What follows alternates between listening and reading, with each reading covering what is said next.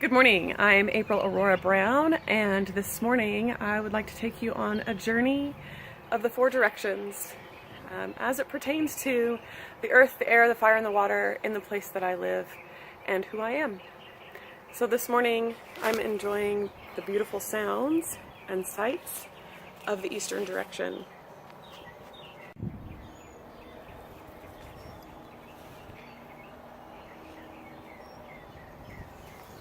This is my quiet little street just north of Denton, Texas. All the lots are about an acre. Ours is the smallest with about a half an acre. And this is the front of my home where myself and my husband Chester live. And as we begin our four-directional journey, we'll come back to the front of the house. We'll go into the front door and look at the eastern direction. Welcome to our home. So in coming into my home from the eastern direction, the first room that we encounter is, currently we call it our studio. My husband teaches martial arts, and so he uses this space to teach, and I use this space for hula hooping. You can see my hula hoops back there, and exercising and dancing, because that is a big part of my self-care. This space also is going to be my classroom when I begin my Montessori school in our home. This space, trying to give you a good shot of it.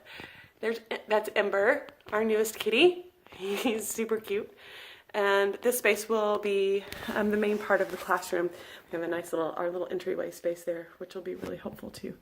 And so in that way, this space kind of represents that early childhood period, that birth, that hope. And in my own life, my childhood was full of dancing. I spent most of my playtime choreographing dances and putting things together with friends and pretending we were going to put on a show. And so my entire childhood was very imaginative. This is also the space where I keep most of my Montessori books. These are the ones I'm not currently reading. And sometimes we have We'll Tie the Drum in this space too. So on Saturdays, see if I can catch a picture of the drum. This kettle that you kind of see right here is a Navajo water drum. Inside you'll see the hide and the ropes. There's rocks in there too. And that's used in ceremony and for lots of other ceremonial type purposes. And we will bring our little fireplace into the center of this room, tie up the drum. My husband will sing in Navajo. We'll pray together. We'll pray for our family. We'll pray for the earth and the air and the fire and the water that's in this place that we live and in the places that we work and go, and for the people that we love. And so that's a really intimate and deep connecting time for us. After the Eastern Direction, traditionally we go through a puberty ceremony, and then we head into adolescence, which is so much fun. We're going to do adolescence in the southern direction, which is that way. Not proud of this. Head into the southern direction because that's what comes after east, and head into, it's really kind of apropos, into the kitchen. This represents Father Sky, faith, and adolescence, which I think you need a lot of faith just to get through adolescence. This is what my adolescence was like. It's a mess. My kitchen is almost always a mess because we use it. And, oh well, by we I mean Chester. I avoid cooking at all costs. I avoided a lot of things in adolescence, and evidently I still do. I am supposed to be doing the cleaning. As you can see, I've been a little busy, writing a paper and things. So this is how my kitchen looks right now. And adolescence was definitely a mess for me. I think I've spent most of my adult time trying to clean up the mess of my adolescence. So that said, we'll move on over into the adulthood area of the four directions, which is the western direction for adulthood and marriage and children. Western direction of our house, we have our living space. And I want to point out, this is our wedding vase and our wedding gourd. We have a lot of things in this room that are representative of the Western direction and marriage and family. This is also our grandmother and our grandmother grandmother fire, and a representative of love.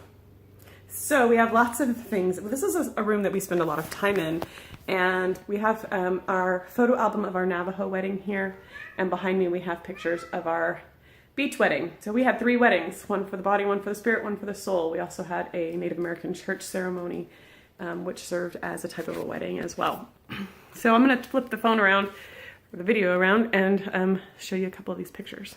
So this is the album that we keep all of our pictures from our Navajo wedding ceremony. The traditional Navajo wedding ceremony was the second wedding ceremony that we did. And these are just some pictures. There's our wedding vase and our gourd and our life basket. And there we are, so happy. And the preacher is Chester's uncle. He is a Baptist preacher, and he does traditional Navajo wedding ceremonies. So that was a beautiful fusion of the two of our cultures. And on this wall, we keep pictures of our beach wedding, which was our first wedding ceremony. This is at Coronado Island. Let's see if I can point. This is Alex, my youngest daughter, and this is Laura, my oldest daughter, both from a previous marriage. I was a single mom for about 14 years in this part of my life, and before this wedding ceremony happened, and was so very happy to have found the love of my life to spend the rest of my life with as my children grow up into adulting, which they are doing so beautifully. I'm so proud of them. To show you our outdoor space, but before I can go out there, I gotta take my slippers off and put on my chicken boots. Uh-oh. Nope. You can't go out yet. This is our outdoor space. I love this space. You'll have to forgive all of the cedar. It's I'm trying to dry it out so we can use the cedar for ceremony. It's like an incense. You throw it on the fire and it smells really good, and we use it to bless ourselves and each other. So this is our space. We come out here and sit every single day.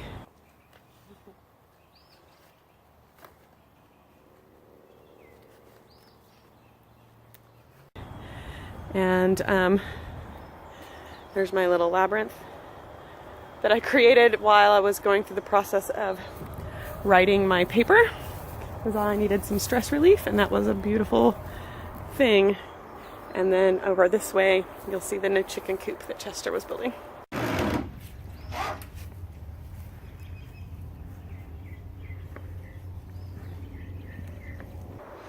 Almost done.